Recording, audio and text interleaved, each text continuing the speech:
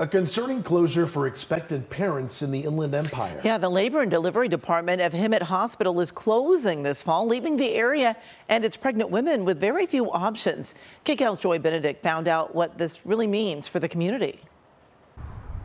It's a symbol of hope and healing in every community. But for some families in Hemet, this hospital is now also a symbol of fear. There's a lot of people here that need this hospital, especially maternity. Hemet Global Medical Center just announced to its employees it will be shutting down its labor and delivery department. I've been here for 44 years.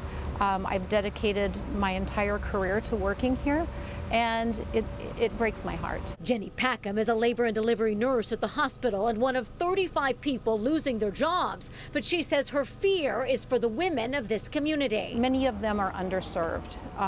They don't get prenatal care. A sentiment echoed by her fellow nurses who met us outside the hospital with a council member from nearby San Jacinto, all hoping to rally support to stop the closure. I don't believe anything is too late because they haven't closed it. My concern overall is for especially the low-income community that we have here. These women say most of their patients are low income and underserved, so they lack prenatal care. And when it comes time to deliver, they need nurses trained in how to help. They just come here when it's time to have their babies, and those can be very high-risk pregnancies. Because when the babies are preemie, like, time is their brain. I mean, they lose brain, like, after their brain cells if we're not oxygenating them. There are 3 hospitals around 20 miles away, but with 2-lane roads, that's a 45-minute drive. And they'll tell me it's so heartbreaking. I didn't have gas to go over there. I know this, but I didn't have gas money. The hospital tells us they are shuttering the department at the end of October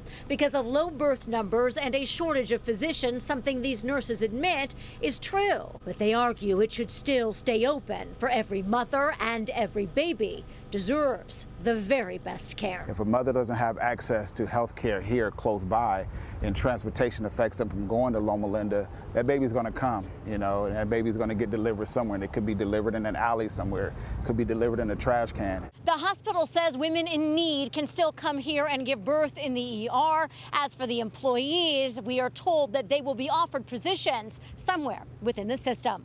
From Hemet, I'm Benedict, KCAL News.